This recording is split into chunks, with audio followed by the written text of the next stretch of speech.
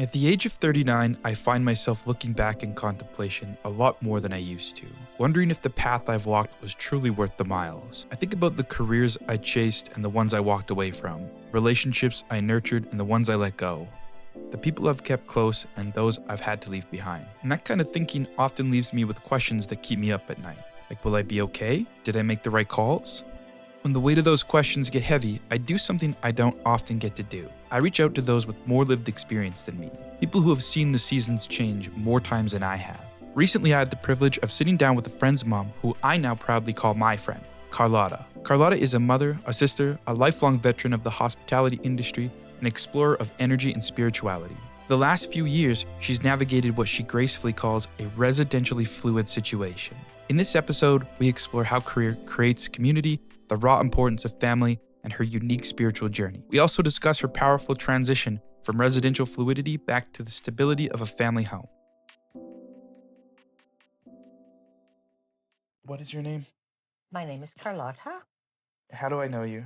I met you through my younger daughter. Perfect. How long do you think we've known each other for? I was thinking about that recently. Um, We were calculating. I think, I'd say 5 to 7 years, perhaps. Yeah.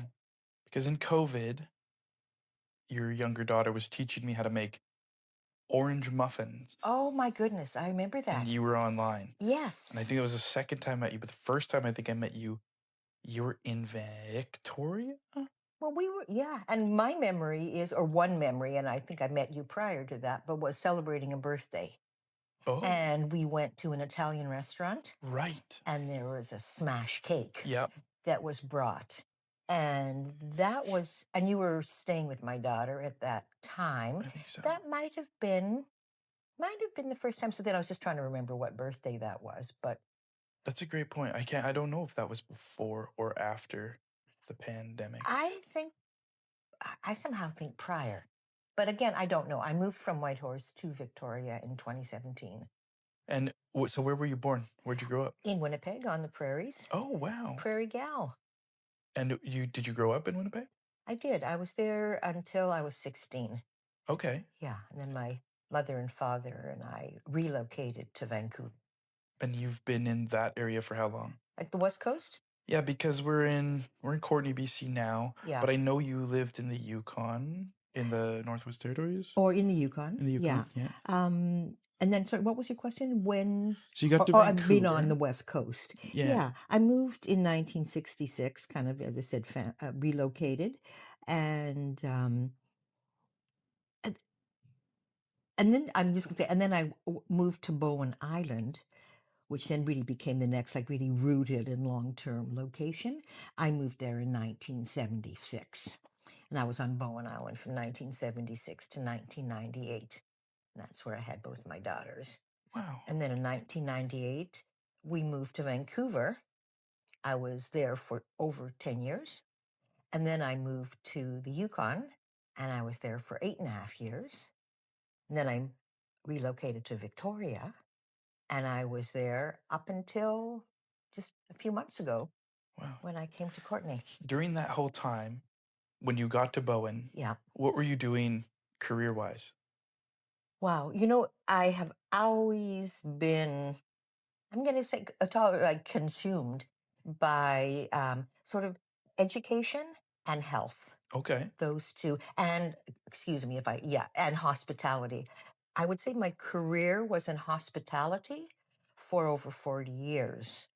But that hospitality, I would say I always like the most important, the things that really interested me and where my passions were always health and education. And then that often within hospitality, even those two things, it's like, where did those appear within the industry of hospitality? And so, was it like hotel and type hospitality or So many things. so many things? It was probably started, well, it started, I think, with catering. And I was exposed to kind of almost like a whole Greek community that was doing very like Mediterranean, sumptuous kind of like, Greek island hospitality and big, huge cultural events. And that's sort of where I cut my teeth and got really excited about the whole, yeah. That was all in Bowen? No, so that was in In Vancouver. Vancouver. Yeah. So you took those skills over to Bowen. I did eventually, but before that, and it was through that community, we opened up three restaurants actually, one in Vancouver, one in Victoria, and one in Toronto. And then I lived in Greece for a couple years in Holy. the 70s. And I worked in restaurant Was that in pre-kids? pre-kids. Pre-kids, Yeah, okay. this was all in the 70s. Okay. Yeah, and then the kids came 84, 86. But then in hospitality, so it was everything from opening restaurants, running restaurants on behalf of, owners, um, catering, high-end catering, doing corporate catering, doing private catering, working in food businesses, running a fresh fish store, and then doing high-end seafood catering. I ran a big food program on Bowen Island in the school, sort of initiated a whole hot lunch program. But now that I'm thinking most excitedly, for 14 years, I worked with the Vancouver Children's Festival. And that's when both my daughters were literally born into the festival. And I organized all of the food over 14 years. I also did all the merchandising, but the food was quite exciting. And some of the time it was working with other food enterprises and setting up like a food court or something, or having different concessionaires, to just thinking maybe we can just organize all of the food for the festival.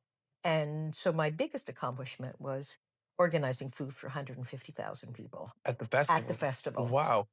Yeah, and then hiring people, but creating the whole vision of the food. So again, almost like health and education, how that food would be incorporated into the children's festival and bringing those kind of,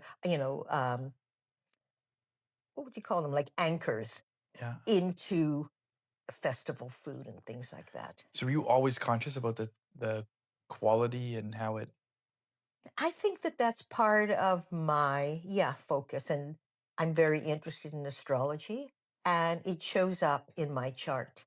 So just where, so like my health and my work are,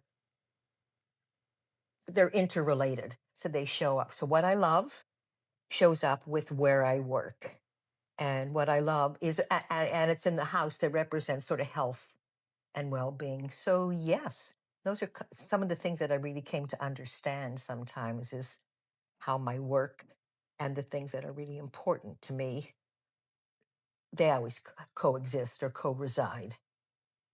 so then it sounds like uh, from Bowen when you were moving, you're taking your restaurant stuff around with you. In the Yeah. 80s, were you moving around with the kids? No, we were on the island. Like I moved there in I think 70. I moved there in 76. My firstborn was born in 84, and then the second in 1986. Um, I'm sorry, I'm not remembering your question. Oh, when you were moving around, were you moving around with the Oh, with the kids? kids. So not until we left the island. And when we left the island, when my youngest was going into seventh grade and my eldest daughter was going into ninth grade. So prior to that, we were What was that move like? How was it like pulling all that off? Be working in hospitality and having children. Obviously, getting your daughters involved in the festivals. right. They were, my children were always my priority. I mean, that was before I had them. I mean, I just knew that that was going to be like a real most important thing in my life. So for me, it was always, the bottom line was whatever I did to make money, to generate currency, it would either include my children, or whoever I worked for would know that my That children was were the my priority. priority, Yeah. and basically they would come first. And that just basically manifests in more that my children would be included in everything that I did. And just another thing on Bowen Island that I was, so I had a deli on the island. I had the first actually delicatessen open, the You first owned the delicatessen. delicatessen. Yeah, Wow. on Bowen Island. And at that time, my older daughter was, well, really born, that was 1987. So one child was like a year and a half, the other one was just born. open this delicatessen with a couple friends. And then that became kind of almost like a little hub for parents to come with their kids. It was a friendly place. And then from that, a group of friends got funding to open up a family place. And that was like a daily drop in for parents and preschoolers. So they invited me because our deli closed. They invited me to be the first sort of employee Oh, and wow. to be, again, to host. So that kind of hospitality. So hospitality sort of has, worn different faces. And so then I just ran this daily, program in the morning. And then that just became, yeah, another place. So again, that was food, that was education, that was just bringing community together. And I'd say my whole life has really, so like in this hospitality, it's almost like hospitality slash community building. It wasn't just, yeah, I work in the I work in the hospitality industry more. It really was a career path than a job. A career So path than a job. yeah, Yeah, and that sort of led you into your decision making and your money making and then how you it was always the anchor of like priority. What's the most important thing? And it was like from that place, everything just expressed itself from knowing that the most important thing.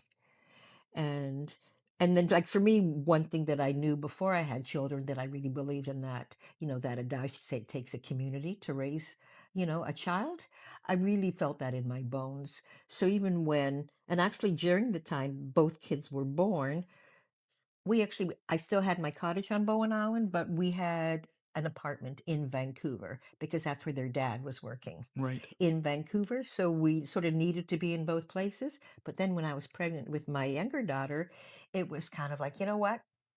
We really want to be back on Bowen. So we moved back to Bowen, and then my partner commuted for a while. When did you come out of the hospitality industry? Because you're Yes. obviously a very hospitable person, so you never really came out of the hospitality career, Yeah. lifestyle, community-driven focus, but when did you come out of the industry? Well, what a beautiful thing about that is without it being intentional, that hospitality as I was maturing and eldering and becoming kind of more true to really who I was, that evolved into doing work with hospice. Oh. So, and hospice and hospitality come from the same root. And like a sense of a hospice, like it's almost like it's a place where a traveler can just sort of put their bags down and rest before they continue on their path. And in many ways, the hospitality, so whether it was working at the festival, working in big, huge functions, and those functions, of course, catered so many funerals and weddings and baptisms and births and bar mitzvahs and, like kind of rites of passage. So then it became, so the hospice then was like the rite of passage of death then became the place that really was able to hold my spiritual kind of awakening and my real commitment to devoting my kind of my path to my spiritual And kind how of do you think awakening. it affected you? Like, before you were did you always have this calling? Was it something you kind of fell into? And when you were there doing that, because it's pretty important work. I mean, death is one of the things all human beings have in common. Um, but how did that change you? Did it change your outlook at all in life? How did it affect and impact you?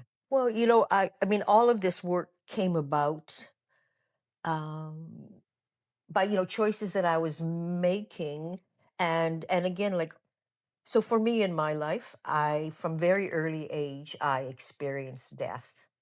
And both my parents died when they were 53 years old. I was 26 when my dad died and 29 when my mom died.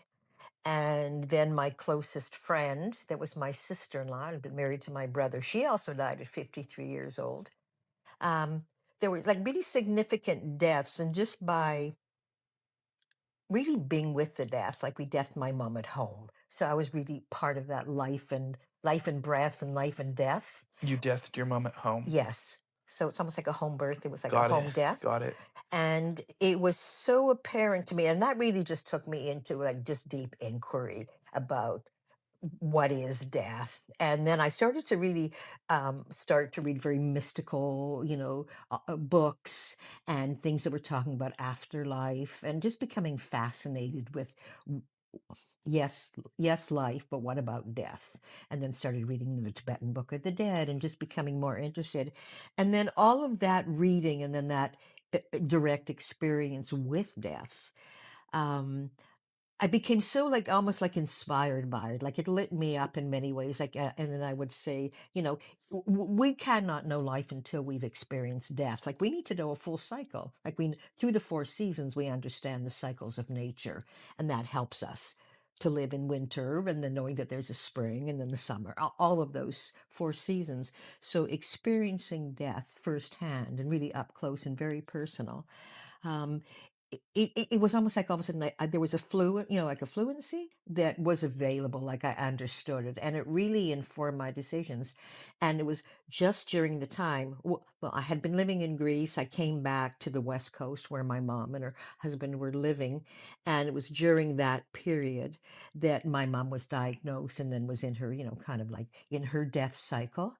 And I was living on Bowen Island, so from experiencing her death, and that was in Vancouver, and then having this little humble cottage on Bowen Island, I had an incredible like location to really digest and be with that whole experience. It wasn't like, my busy life. And at that time, I think I was waitressing, at the restaurant that most people, young, kind of worked at. It was just in Horseshoe Bay, which was just the ferry, the other side of Bowen Mhm. Island. And that was sort of a place that just employed a lot of people.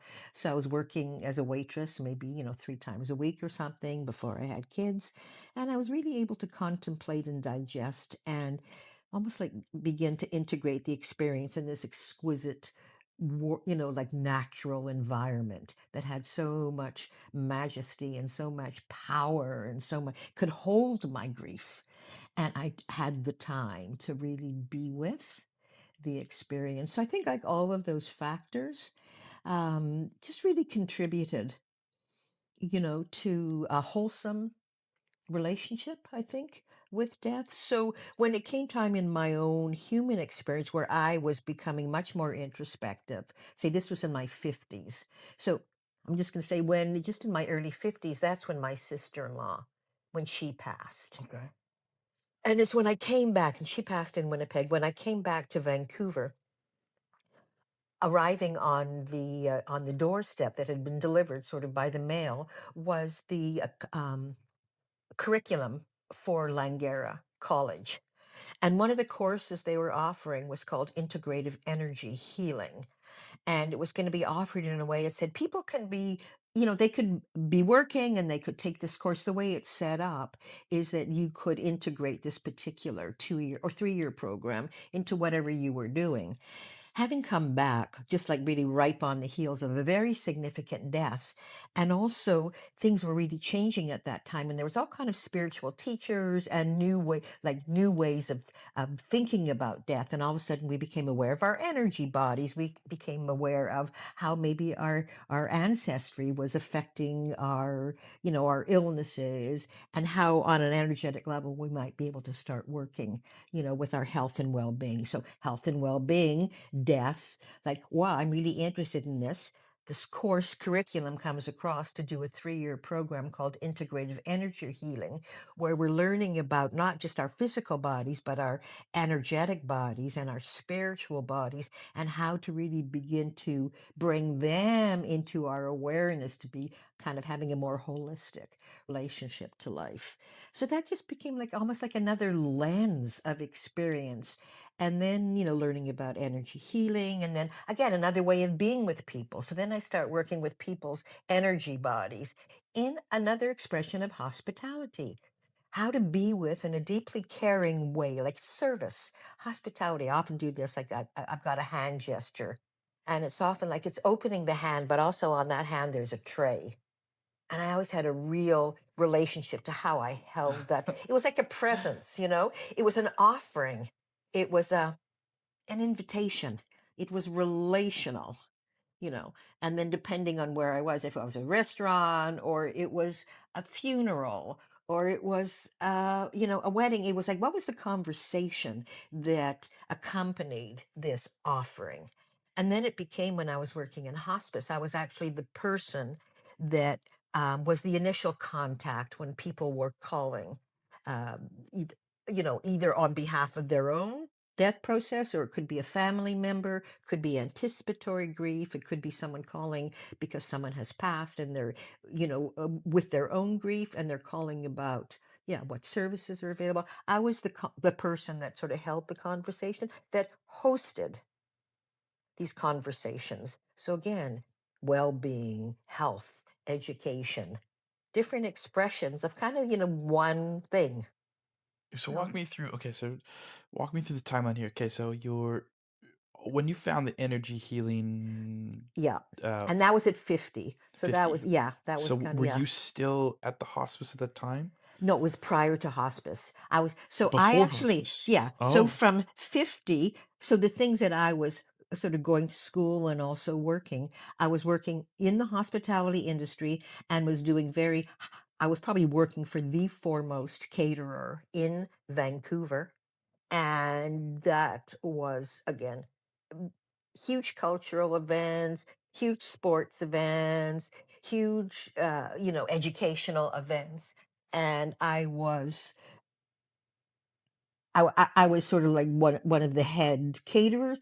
So that just meant I was taking the show on the road. So all the food was being, prepared, like the whole event had already been created by the event production thing. I was the person who then took all the food, took all the decor, took everything, all the plans, and I basically brought it into life, on location.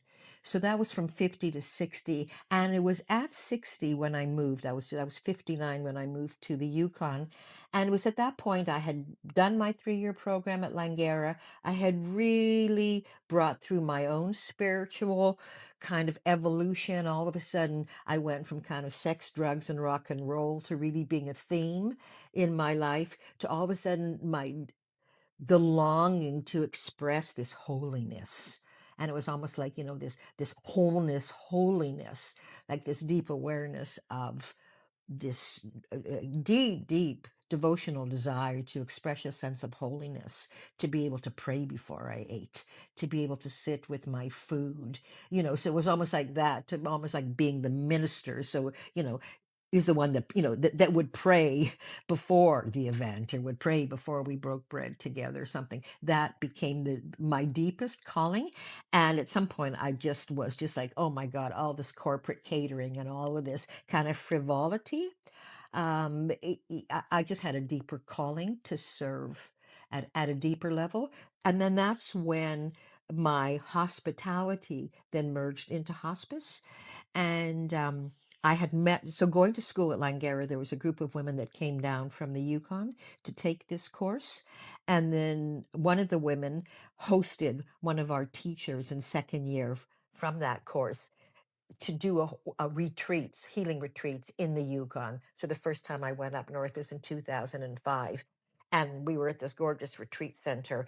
And I just began to fantasize, like, oh my God, Carlotta, imagine that you could take your catering work and you could cater for spiritual retreats, for yoga retreats, and for meditation, and for writing retreats, and really kind of like then focusing on spiritual community versus, cultural community, or, yeah, work communities. So then that really became a very deep calling. But in that whole process, and in the 3-year course that I did at Langara, we were learning about wisdom traditions. We were learning, and one of this core teacher that I first studied with in the Yukon, he had been a practicing Buddhist for 30 years. So then we were introduced to Buddhism and then started to meditate. And then there was a group of us, 12 of us in 2007, went on spiritual pilgrimage with this teacher to India.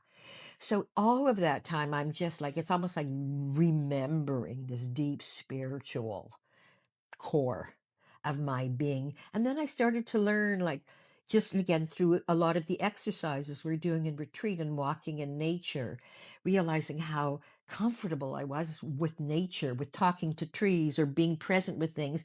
But then when we had to just say, okay, now just open your awareness and bring in the other people who are here with you, and see who you are attracted to. I realized I had a real aversion almost to human beings or something.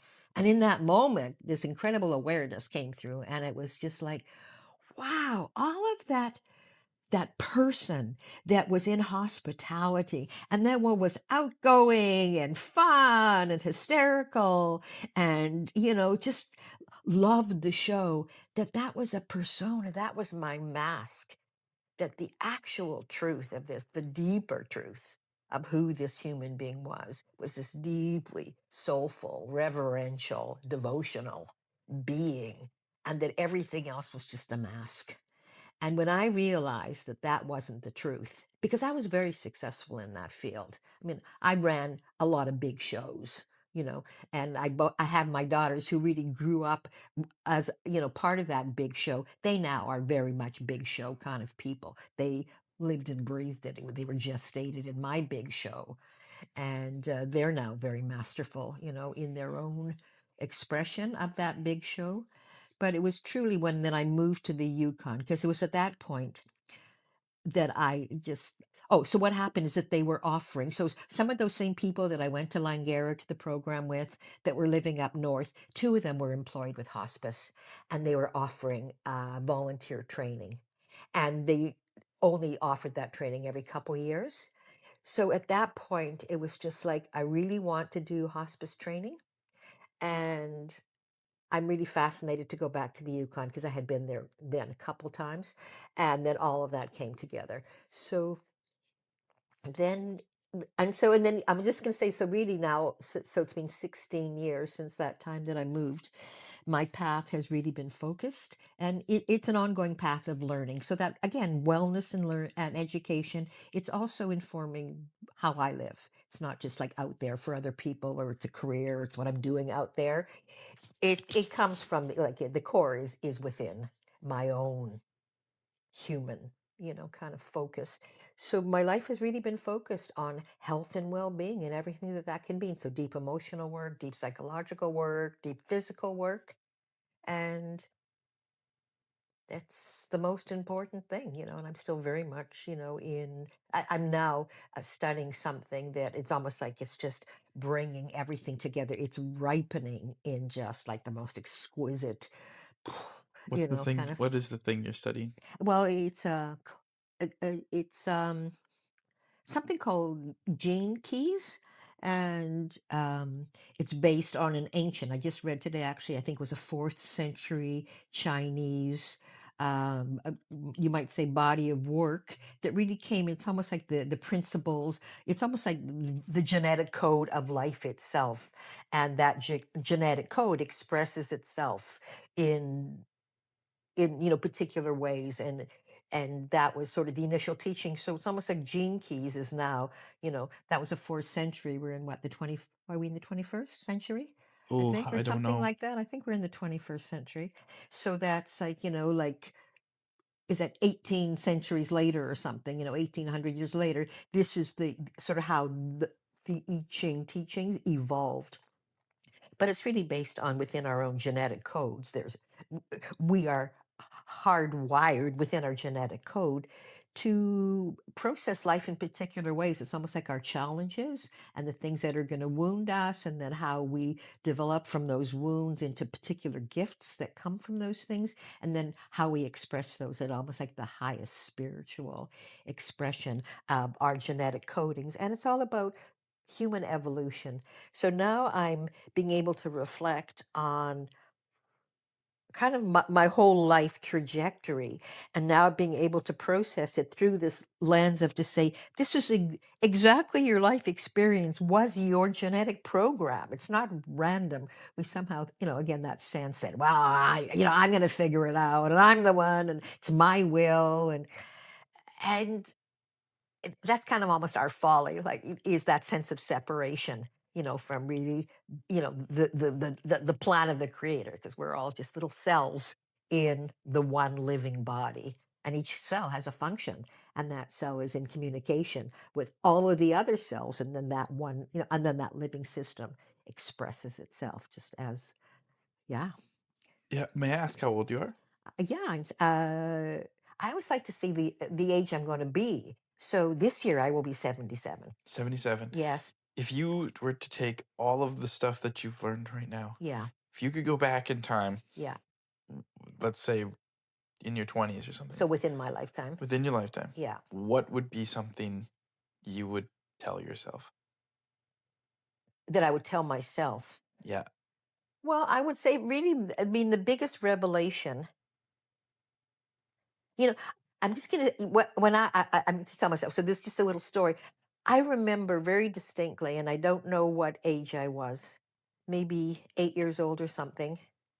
Somehow I heard this concept about, I was very fascinated by nuns, like Catholic nuns, or I guess, I don't know, could be anything, but where, where they wore their habits. And I think like at that point, so, and that would have been in the 50s, maybe I would have visual, like maybe I would see more women that were, in the church where they were wearing their habit, and there was something about it that I was very fascinated with. Like I love, there was something about it that was so elegant. And also I think like there's deep religiosity or something. And I remember hearing about that nuns were the brides of Christ. And I was just like, it was almost like I fell to my knees, like, oh my God, you could be a bride of Christ. And I grew up Jewish, completely secular. Yeah, and we looked on it, like just it, like Catholic and any kind of like if you weren't Jewish, like it was sort of like, and even religion, I mean, it was just not something that our family had any kind of a religious kind of context in which I felt. So for me, like that sense of bride of Christ, and then one of my good friends in elementary school, she was a Catholic that came from a family that went to church, and Marie would teach me these prayers. And I loved the one about, you pray and, at bedtime, now I lay me down to sleep. I pray the Lord my soul to keep. So I would do that. Like there was part of me that so much longed to have a greater faith, but I didn't see it reflected in my family, outer view. So it was almost like that became it was almost like a wound to me that couldn't express itself, but had such thing. So now, at this age, at 50, where I kind of again opened up, like, wow, that was a mask. And that's how you managed to just be like, like you figured it out how to make it in this world that was separate from creative source or something.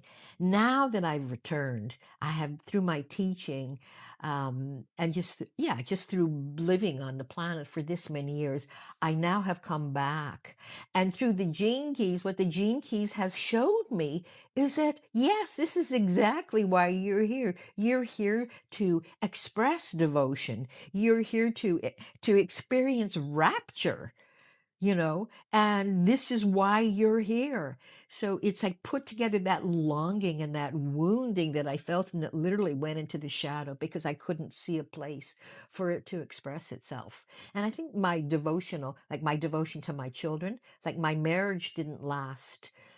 It's like when my youngest was just 2 years old, our marriage separated because I thought that my devotional practice was to my husband and to my children. And when that clearly was not so, I was so devastated. Like I could hardly believe it because I think I grew up thinking that my devotion would be to my family, to my husband. So we separated when the kids were 2 and 4.5 years old. And I primarily, again, didn't single parent because I was living in community. So I had that kind of thing. But it was almost like then the wound that this devotion that I thought could express itself in this place, well, that clearly was not so. Then it was almost like my devotional life then went back into the shadow. Well, where then do you put a devotional life? So then through the healing work that I did, the Langara thing that really brought through deep spirituality, it brought through practices, it brought through just again really like learning to meditate, learning to be contemplative, learning a Buddhist way, travel, doing spiritual pilgrimage. All these things then kind of were leading me back to the path of the true devotional path, which is to creation itself, which is to God. Like God is not a word that I grew up ever, like again, I would never, I mean, it was almost like sort of like money and God. Maybe it's kind of like similar. It was not anything that I could ever talk about yet. It was this, like, it was like my deepest prescient, kind of like the truth. And so what I would say to that younger self, or it's just, part of the Gene Keys ability is patience. That's the thing. Is we're here to learn patience. Patience is not. It's not. What's the word? Like something that confines you. Patience is. It's almost like that's the pace of revelation. It comes just through patience. So each step along the way was all leading to the truth. And I think for me, one thing always, and I would always say about, even like knowing that my children were the most important things, or to know how important nutrition is to, a body and those things. I knew that just in my bones. It wasn't like, oh yeah, someone told me, and I'm not so sure, but why not? I'll just choose to believe that. And it was even about parenting, and part of when my partner and I split up, I always looked to the natural world, like like when my babies were little, like how do birds care for their little ones? Do they put them in the room and let them cry, or do they just keep them close until they're ready to fly or something? I always felt that there were like really like there were sources of information that would really give me the information that I needed to be able to parent in the way that it was almost again that devotion. So it's almost like if you have like was a sense of like I had a sense of devotion, and I could never learn anything to like inform that devotion. I needed to look again to the natural world where these practices were intuitive, they were instinctive, they weren't mentated, they weren't learned somebody Right. else's ideas. So that's a long way of answering your No, question. that's very good.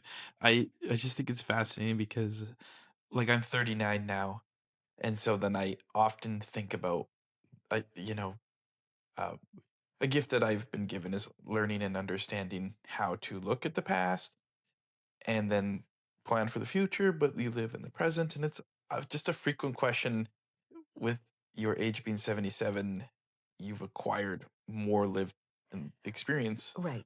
and you know, how would you take that back? And it sounds like you have a very clear understanding that that's not the point. The point is it's always kind of moving forward. You mentioned the thing about patience, Yeah. and so it's still kind of unraveling itself. I think something that I've really come to realize that is a guidance. That might be patience and guidance, and I think that that's often too where we really falter is those pivotal guides that, as you said, whether there's wisdom that's accrued through age or wisdom through particular lived experience, but that there's a tremendous amount that we learn just by trial and error, just by our own direct experience.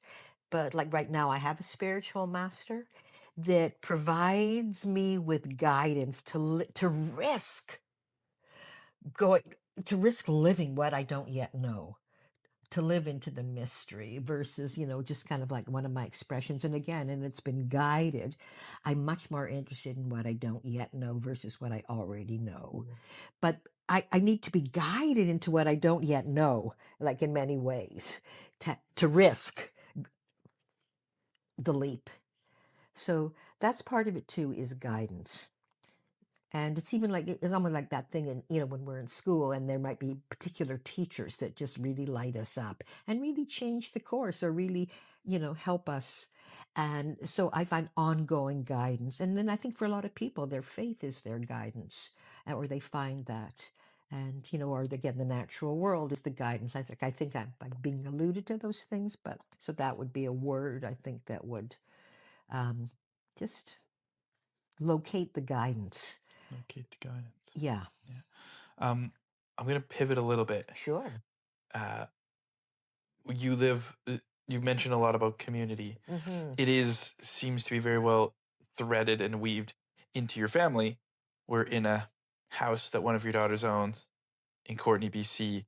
What's something that I uh, find fascinating, or that really helps me gravitate to why I like and I get along with someone like your daughter, is the sense of community because you live in this home. Your oldest daughter also has a room in the home, and people like me can come in and float in this home, and it's our home. Right. Before you had this, Yeah. you were house fluid, I was calling it residential fluid. residential fluid. Yeah. What was that experience like? Why were you residential fluid? What did it teach you? Well, again, each thing can have so many layers. And sometimes too, it's like when we can reflect on, um, like that experience, it's like all of a sudden, in the present, all of a sudden, there's so much more information than we understood at the time. So when you say at that time, so the two things that sort of came together. So I was living so I had moved from the Yukon in 2017, found a lovely place to live in renting a suite in a heritage house. And so I was there from 2017. And then the pandemic, and just around the same time that I guess we sort of, were free to emerge again at post-pandemic, is the owner of the house where I was living and also had a suite in the house. She was financially able to take over the entire house again and return it to its original historic footprint. So when she came to tell me, and she was just, maybe it was just like her tail between her legs. I'm so sorry. I never anticipated. I love so much that you're here. And I just said, you know what? This is a real gift. I said, because this location was clearly not the place, I was meant to settle. And one thing again was like almost that clarity that I talked about, that I was always very clear about, things, the clarity that came through that post pandemic. I was so curious to know, like, how are my people doing? How's my community doing? How have we weathered this? And it was just like, it's clear my next step is not to find, like, where am I moving to? Where am I relocating next? It was more like, I just want to go and spend time with different people in my community. And that was people in Winnipeg, people in Toronto, people in the Yukon. Those were, and people in Vancouver. Those were kind of the things that located me. So then that just became okay, and that I don't yet know where I want to live. So I'm just going to hold that open. And then I'm just going to create opportunities for me to just, meet the needs of, how are we doing? What's going on? And just trusting. And again, it was through this guidance. Again, I had sufficient guidance that I could trust this kind of residential fluidity. But now being able to look at it from the present and looking behind. So that was Journey. a 3-year journey. And because I wasn't paying rent at that time, I was able to take the money that I would be spending on rent and saving it. And I'm someone that is living on their Canada pension and their old age pension. That's my resources. But I always trusted it would be enough. It would be enough. The fear that people go into, I'll never have enough. I can't stop working. I need to do this. I don't have investments. The worry, worry, worry, fear was just like, I trust. I trust. So in that 3-year period, I was able to um, save money so that I could gift my daughter $50,000 to put towards the down payment of this house that we're now living in, which then made it possible for her to, like, it just became a perfect financial combination where this house that we've purchased became possible. And so all that time in the residential fluidity, I might have thought, well, it's because of this, this, this, but it was this 50,000. It was almost like the gift, raising my children on my own, always doing work, raising children or in hospitality, never gave me any more money than basically room and board and basic needs. There was never any nest egg or savings. So all of a sudden, this 3-year process gave me a nest egg that I could put into a down payment as a gift to my daughters that then would gain value.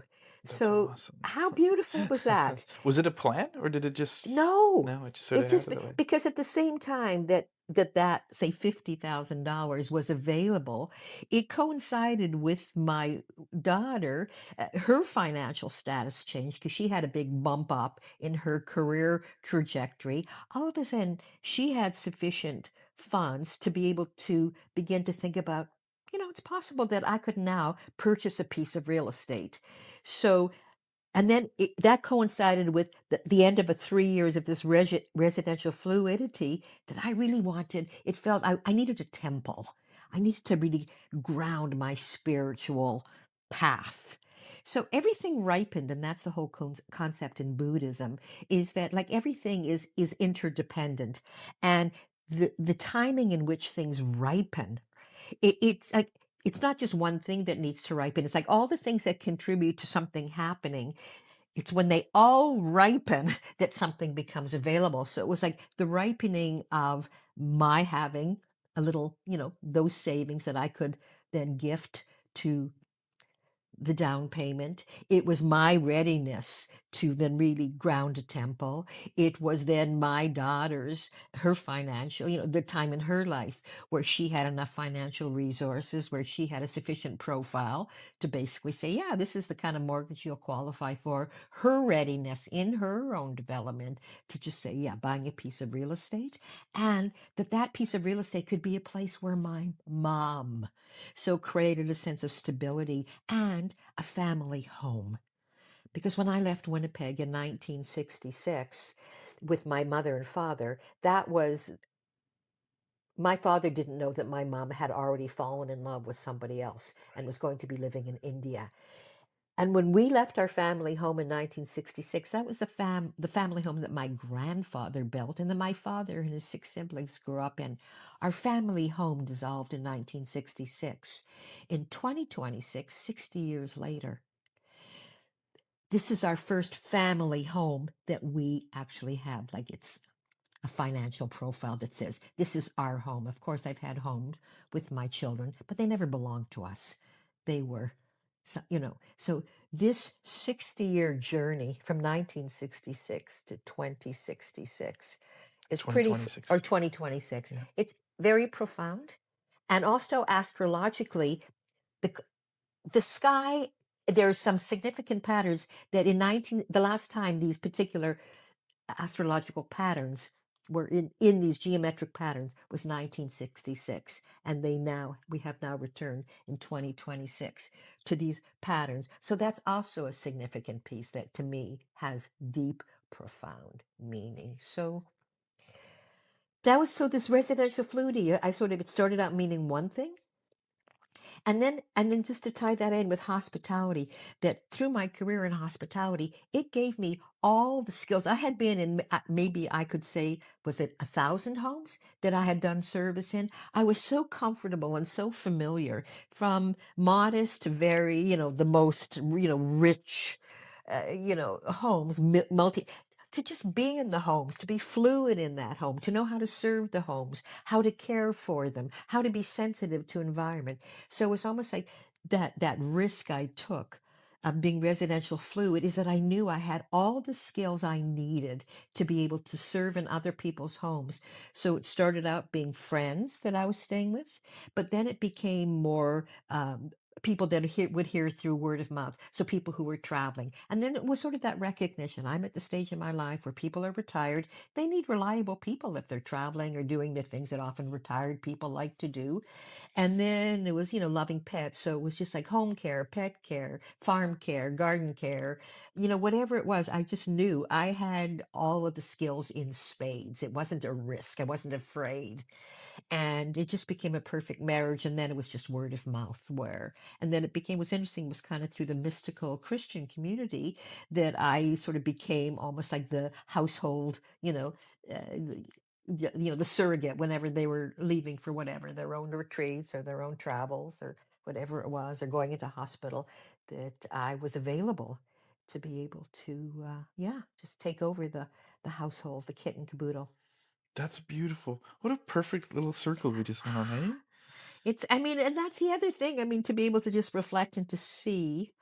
And, and just that deep seeing again, it takes like time and that willingness to just like, again, be with what is.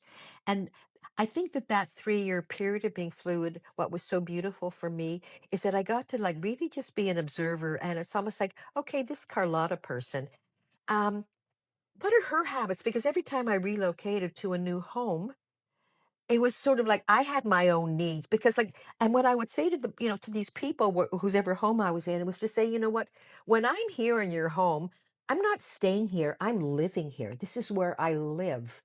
And it's really important that this be reciprocal because you're meeting my needs of providing a home and and this is reciprocal because I'm meeting your needs and meeting someone to be here.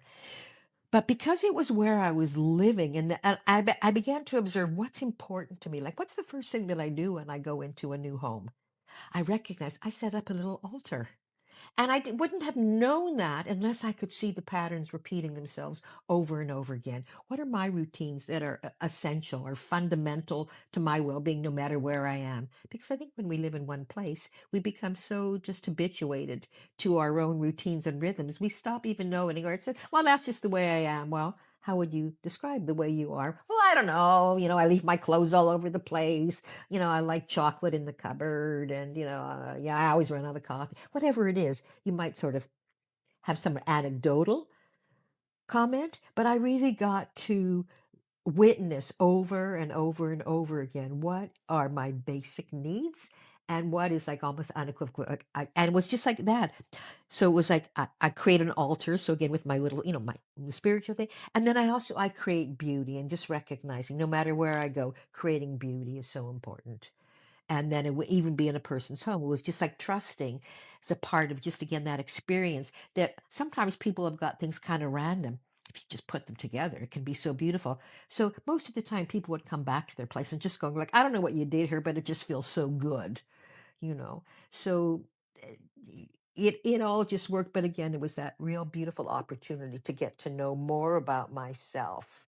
And and I think that's so much part of that we don't, like just that sense of like to know thyself or to really love thyself, is to like to be able to almost like honor just, the patterns and the ways Cool. that we move. Would you want to try something? Would you want to go for a walk? Let me Yeah, yeah, okay, I'd love because to. I think that's a perfect place to end. But I just want to say thank you because it's a rare thing in my life.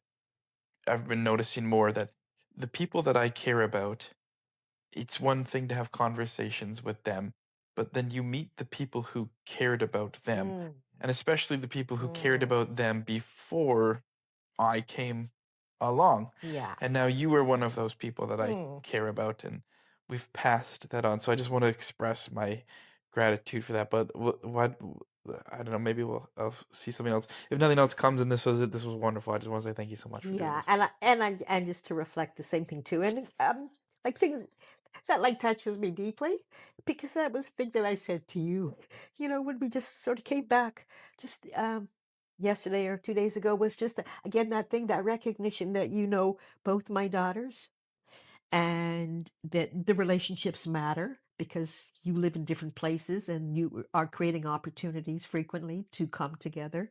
So that recognition that there is some like real truth about these friendships and that and love my girls like I feel in that way, whatever that, however that is for you, but that's important. Like that is so endearing to me, that quality in you that makes, like it's just an embrace. Like there's a natural embrace of you for the relationships that you hold with them. That's so important. Thank you, Laddie. Yeah. You want a hug? Yeah. Yeah.